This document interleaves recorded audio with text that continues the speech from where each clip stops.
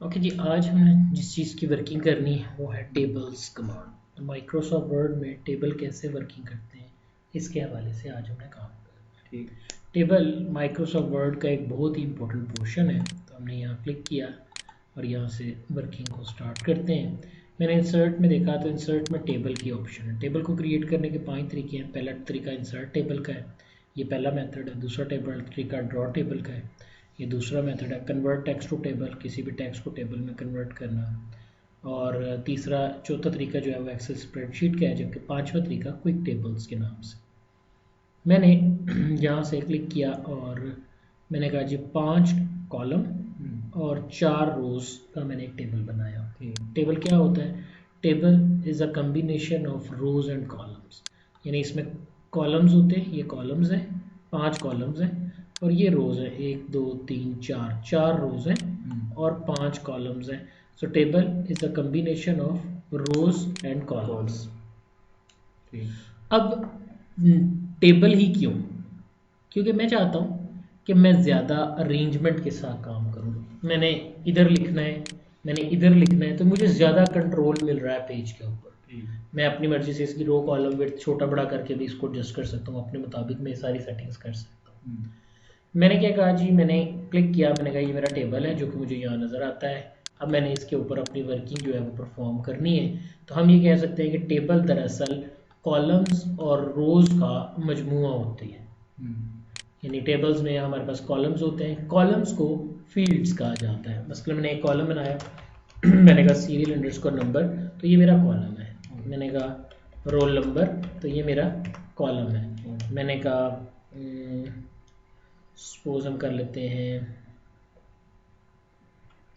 Name, तो ये एक कॉलम है। फादर नेम, ये एक कॉलम है। तो मैंने कहा ये मेरे पास कॉलम्स हैं, जबकि मैं यहाँ कहता हूँ सैलरी, तो ये मेरे कॉलम्स हैं। ठीक है। सो हम यहाँ जब गए तो हम इसको रोल नंबर की बजाय ना एम्प्लॉई आईडी कर लेते हैं, EMPLOY एम्प्लॉई आईडी। ठीक है। तो अब ये क्या है, ये जहाँ जो भी इसके नीचे लिखा जाएगा, सपोज मैं 1 2 3 करता हूँ, तो मैं जो भी लिखूंगा वो मेरा क्या होगा? वो मेरा नहीं, ये कॉलम होगा ना, ये सीरियल नंबर एक कॉलम है। मैं कहता हूँ एम्प्लॉई आईडी है ABC 1 2 3, ABC 1 2 4, ABC 1 2 5। तो ये मेरे क्या है? Employee ID. नेम में मैंने क्या दिया? AKRAM, अकरम, उमर, साजिद, ये 3 लोग 4 लोग हैं, उनकी डाटा आ गया।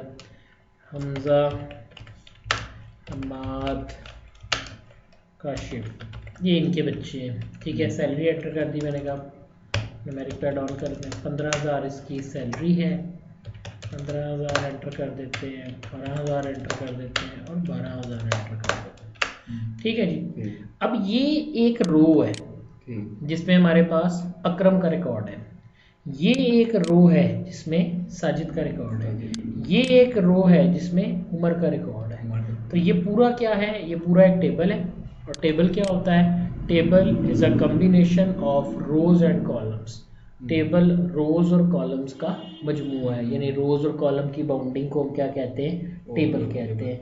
यानी हम ये कह सकते हैं कि टेबल दरअसल रो और कॉलम मिलके बनाते हैं। ठीक है। मैंने यहाँ पे क्लिक किया, मेरे पास ये पूरा टेबल है जो इस वक्त सिलेक्ट हो गया। किसी भी कॉलम को सिलेक्ट करने के लिए उसके ऊपर क्लिक करते हैं। अगर आपने एक से ज़्यादा पे कंट्रोल दबा के क्लिक किया तो कस्टम सिलेक्शन होगी। अगर यही काम आप शिफ्ट दबा के करते हैं तो कंटिन्यू सिलेक्शन होगी। मैंने यहाँ क्लिक किया, ये मेरी पहली रो है, मैं शिफ्ट पे होल्ड रखता हूँ, मैं तीसरे पे क्लिक करता हूँ तो तीनों सिलेक्ट हो गई हैं। मैं यहाँ क्लिक करता हूँ, मैं कंट्रोल पे होल्ड रख के यहाँ क्लिक करता हूँ तो ये मेरी 2 रोज हैं जो कि मेरे पास इस तरह सिलेक्शन में आ गए। यानी कॉलम 1, एक से ज़्यादा कॉलम सेलेक्ट करने हैं तो शिफ्ट के साथ या कंट्रोल के साथ। लेकिन अब सवाल ये पैदा होता है, मैंने कॉलम नहीं करना, ना ही मैंने रो करनी, मैं तो बिल्कुल एक सेल सेलेक्ट करना चाहता हूँ। तो अपने पॉइंटर को ज़रा देखो, यहाँ पे मैं ए से पहले लेके आता हूँ तो ब्लैक कलर का एक छोटा सा एरो नज़र आ रहा है, इस पर क्लिक करने से सेल सेलेक्ट होता है। ठीक हो गया। हमने फाइनलाइज कर लिया कि जैसे ही मैं किसी भी टेबल को ड्रॉ करूँगा वो रोज़ और कॉलम्स का मजमुआ होगा। रोज़ और कॉलम्स को हम अपनी मर्जी से सिलेक्ट कर सकते हैं। जैसे ही मैं किसी टेबल के ऊपर पॉइंटर लेके आता हूँ मुझे ये निशान नज़र आता है। इस निशान का मतलब है क्या? इस निशान का मतलब है कि मैंने टेबल को सिलेक्ट कर लिया है। मैं इस पर क्लिक करूँगा तो टेबल सेलेक्ट हो जाएगा। अगर मैंने टेबल बड़ा करना है या छोटा करना है तो इसी निशान को आप यूज़ करके अपने टेबल की हाइट विड्थ जो है कम या ज़्यादा कर सकते हैं। क्लियर होगी बात? ओके, मैं नई रो इंसर्ट करना चाहता हूँ 2 के बाद। तो देखो यहाँ पे ना आपके पास प्लस का निशान आता है, जहाँ आप प्लस दबाओगे वहाँ पे नई रो इंसर्ट हो जाएगी।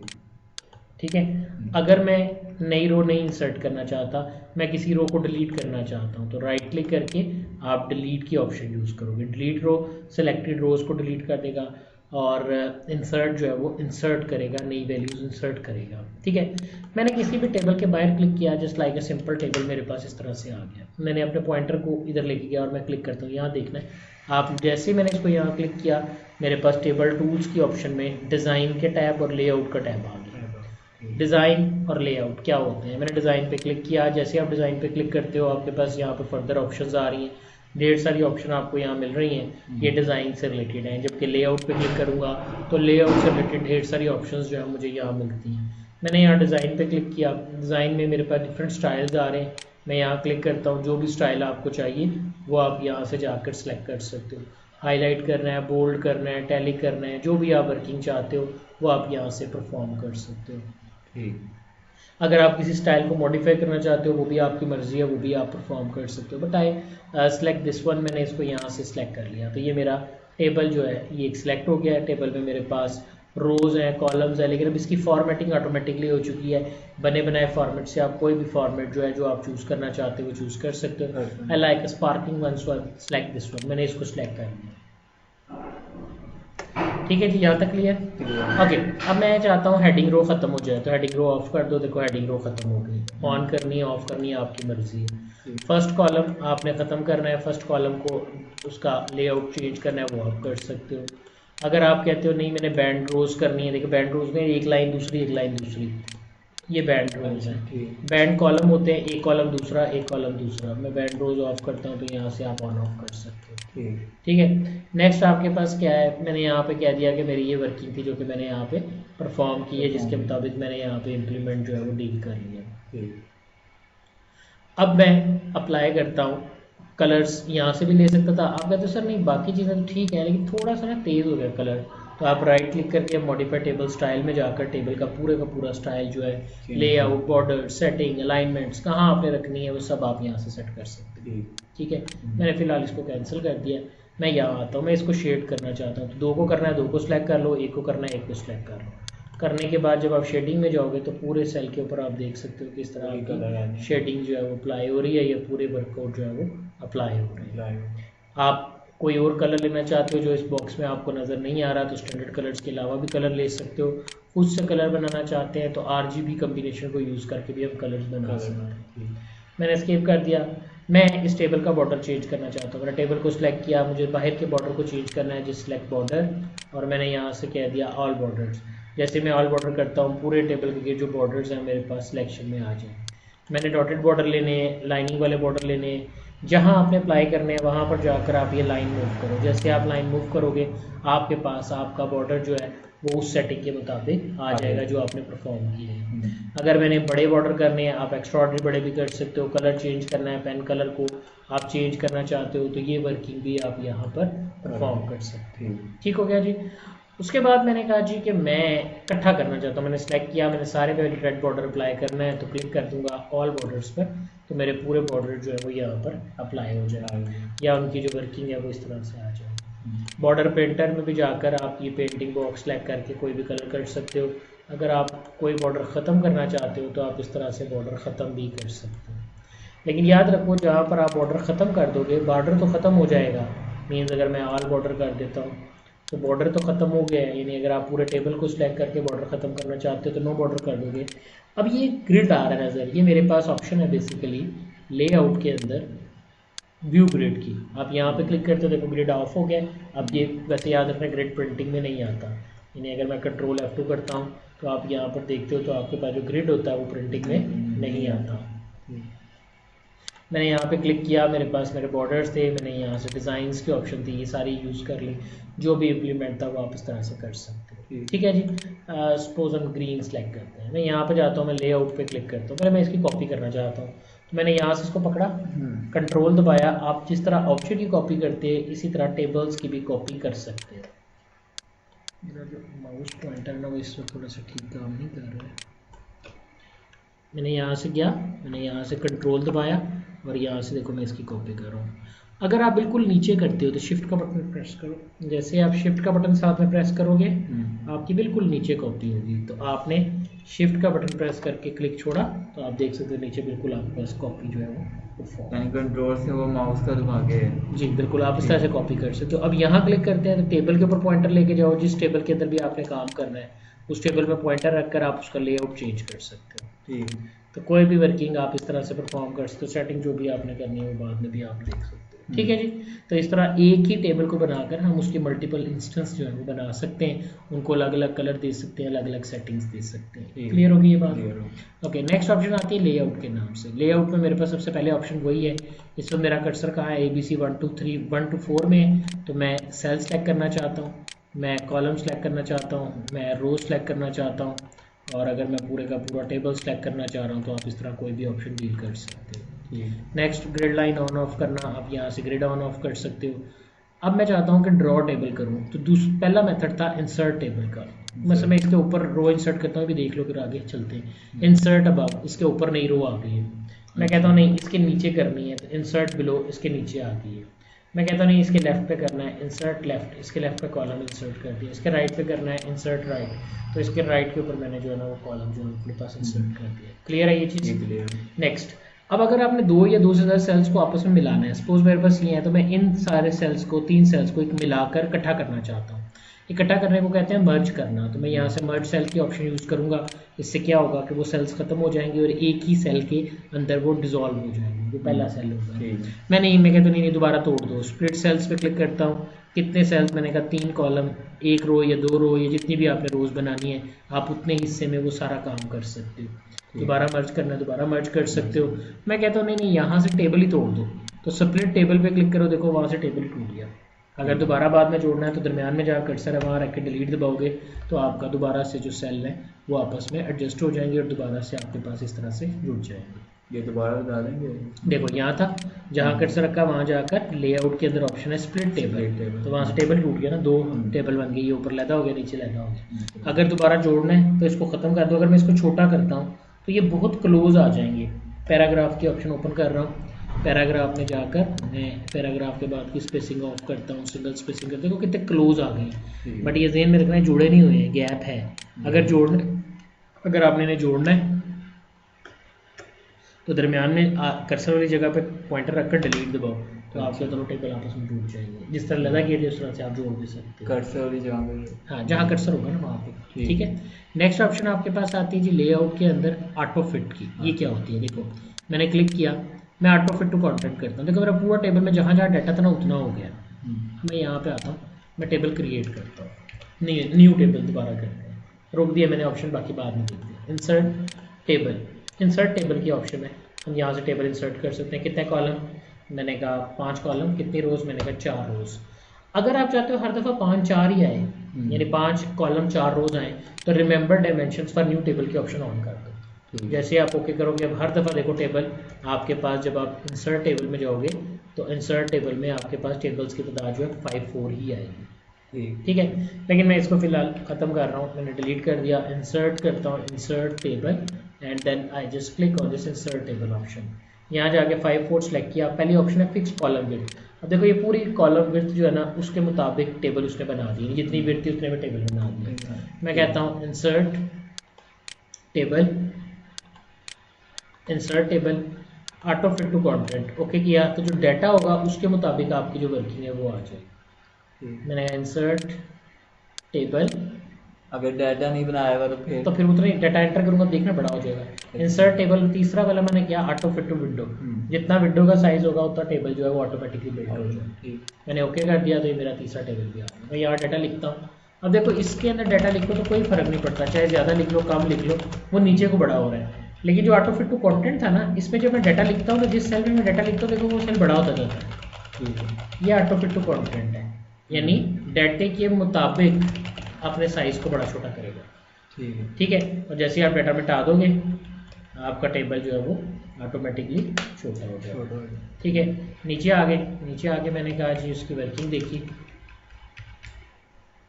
उसके बाद मैंने कहा जी यहाँ पर मैंने इम्प्लीमेंट करना है, जो भी आपने इम्प्लीमेंट करना है या जो भी आपने वर्कआउट करना है उसके हवाले से हम थोड़ी सी बात करते हैं कि इसमें क्या क्या चीज़ें हो सकती हैं, क्या क्या वर्किंग आ सकती है।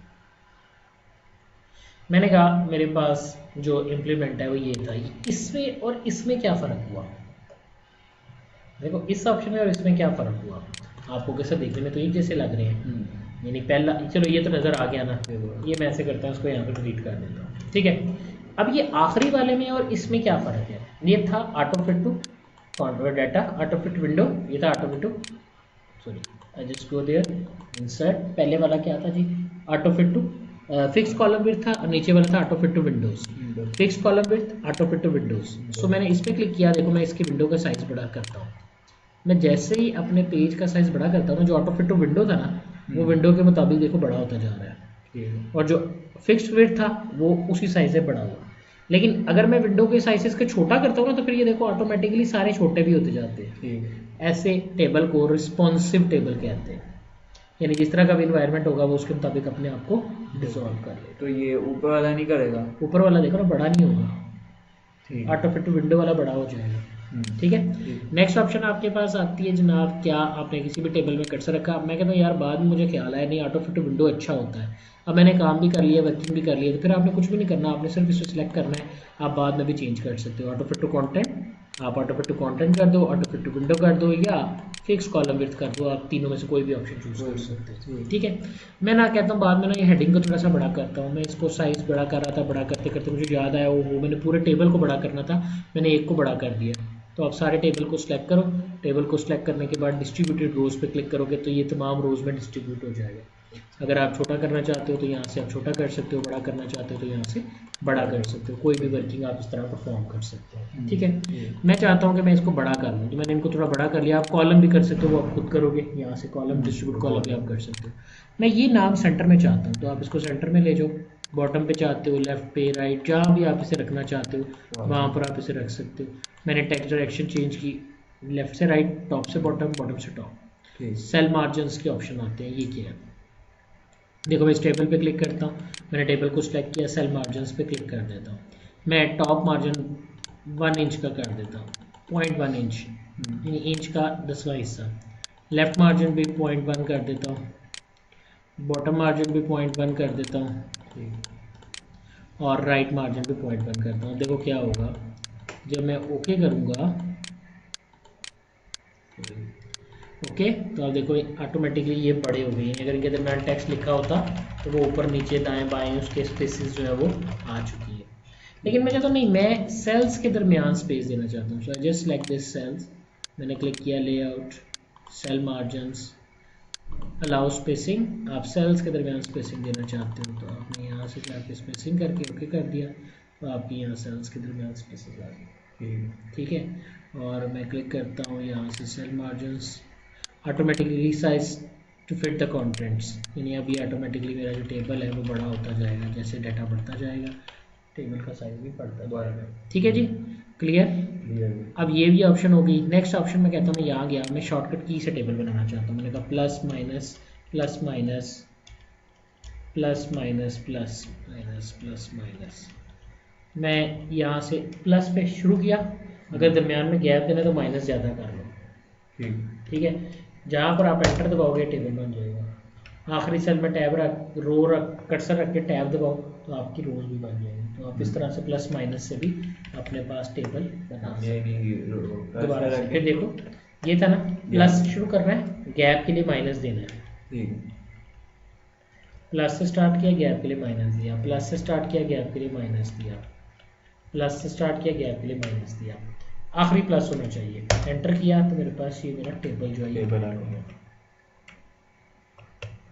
ठीक है, नेक्स्ट ये मैं पूछा है नीचे कैसे आएंगे वो जो टैब, आखिरी सेल में टैब दबाने से आपका जो नई टैब किधर है, ये टैब का बटन। टैब। ठीक है, क्लियर है जी, क्लियर। ओके, अब मैं यहाँ गया, मुझे ख्याल आया कि मुझे इसी टेबल के अंदर कैलकुलेशन करनी है। मसलन ये एक नई रो बनानी है यहाँ पे, तो मैं यहाँ जाता हूँ, एक नई रो बना लेता हूँ। ये मैंने नई रो बनाई। इसको मैं टोटल रो करना चाहता हूँ, तो डिज़ाइन में गया, मैं यहाँ से टोटल रो की ऑप्शन ऑन कर देता हूँ। मैंने यहाँ टोटल करना है, ठीक है। मैंने क्या किया, मैंने क्लिक किया लेआउट में आपके पास है फार्मूला कर दो सम ऑफ अबव वैल्यूज, ओके करूँगा तो ये टोटल आ गया। अच्छा। ये एक फील्ड आ गया। अब अगर कल को उसकी सैलरी 12,500 हो जाती है तो ये भी तो अपडेट होना चाहिए। तो F9 दबाने से आप किसी भी फील्ड को अपडेट कर सकते हैं, ठीक है। अच्छा जी, ये भी क्लियर। अब मैं कहता हूँ इस टेबल को ना टेक्स्ट में कन्वर्ट कर दो। टेबल सेलेक्ट किया, कन्वर्ट टू टेक्स्ट, आप कह दो दरमियान में टैब दे दिए, ओके। ये टेबल खत्म हो गया, अब टेक्स्ट में कन्वर्ट हो गया। और अगर आप दोबारा इसका टेबल बनाना चाहते हो तो insert table convert text to table, आप यहाँ से इसको दोबारा कन्वर्ट कर सकते हो दोबारा से टेबल के अंदर, ठीक हो गया। नेक्स्ट ऑप्शन आपके पास आती है, मैंने कहा ये था ना, अगर इनकी सैलरी देखो 15,000, 18,000, 12,500, ये आपने सारा को सिलेक्ट किया था फिर जाके आया था? हाँ नहीं, नीचे रख के बस सिर्फ ऑटो सम कर दिया, formula sum of above value, जो एक्सेल में डिटेल में पढ़ेंगे बाकी फार्मूला, ठीक है जी। मैं यहाँ गया, मैं इनको तरतीब देना चाहता हूँ। मैं कहता हूँ पहले 12,500 वाला आए छोटी वाली, फिर 15,000, फिर 18,000, तो सॉर्ट कर दो। सॉर्ट दो तरह का होता है। मैंने कहा कॉलम 5 को नंबर समझते हुए सेंडिंग सॉर्ट कर दो, ओके करेंगे ना। तो मेरे पास देखो इसने क्या किया है, सबसे पहले 12,500, फिर 15,000 और फिर 18,000, इनको तरतीब दे दी। तो आप इस तरह सॉर्टिंग कर सकते हैं, ठीक है। फर्दर आप अपने तौर पे खुद से एक्सप्लोर करोगे उसको। मैंने यहाँ एक टेबल बनाया, मैं इसके हेडिंग में लिखता हूँ first, second, third, fourth, fifth, sixth, seventh, ठीक है। जस्ट एक एग्जाम्पल के लिए लिख रहे हैं, ठीक है जी। अब देखो मैं चाहता हूँ ये ना इधर ये कौन सी रो है मुझे पता नहीं चल रहा। अच्छा, ठीक है। मैं चाहता हूँ ये हेडिंग जो है ना, ये तमाम अगले अगर पेज बनता है ना तो उसके ऊपर रिपीट हो जाए, तो रिपीट हेडर को ऑन कर दो। अब ये सब पे रिपीट हो जाएगा, वहाँ सर्कल रख के हमारा कर्सर रख के, कर्सर, ठीक है। अब जब नया आप नए पेज पे भी जाओगे तो आप देखो ऑटोमेटिकली उसके ऊपर हेडिंग जो है वो रिपीट हो जाएगी, ठीक है। मैं यहाँ गया, यहाँ जाके मैंने टेबल को सिलेक्ट किया। अब अगर आप यहाँ को टेक्स्ट लिखते हो, देखो मैं कोई टेक्स्ट लिखता हूँ तो वो अगले सेल में आ जाता है। मैं चाहता हूँ नहीं, यहाँ कुछ टेक्स्ट लिखा हुआ है, ये जो टेबल है ना मेरा, मैं फालतू थोड़ा सा मैं मिटा देता हूँ ताकि मैं आपको दिखा सकूँ मैं चाहता क्या हूँ।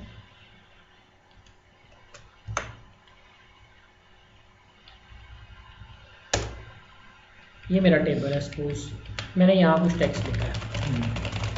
मैं इस टेबल के गिर्द अपने टेक्स्ट को बिल्कुल इस तरह से लाना चाहता हूँ कि टेबल इसमें डिजॉल्व हो जाए। तो यहाँ से मैंने इसको पकड़ के इधर ले लिया, ठीक है। तो इस तरह कोई भी वर्किंग आप फॉर्म कर सकते हैं, ठीक। मैंने क्लिक किया जी, यहाँ पर मेरे पास जो वर्किंग है उसकी बात करते हैं। हमने टेबल में क्लिक करके सारी चीज़ें देख ली हैं। होप करते हैं कि अब टेबल का लेक्चर जो है वो आपको क्लियर होगा और आप यहाँ से सारी ऑप्शन जो है चेंज कर सकते हो। ये प्रॉपर्टीज से भी आप चेंज कर सकते हो। सेंटर में लेके जाना, राइट पे अगर टेबल को लेके जाना है तो राइट पे भी लेके जा सकते हो, लेफ्ट पे लेके आना है तो लेफ्ट पे भी लेके आ सकते हो। कोई भी ऑप्शन जो आप यूज़ करना चाहो वो आप यूज़ कर सकते हैं, ठीक है। तो आज के लिए टेबल का जो पोर्शन है वो यहीं स्टॉप करते हैं।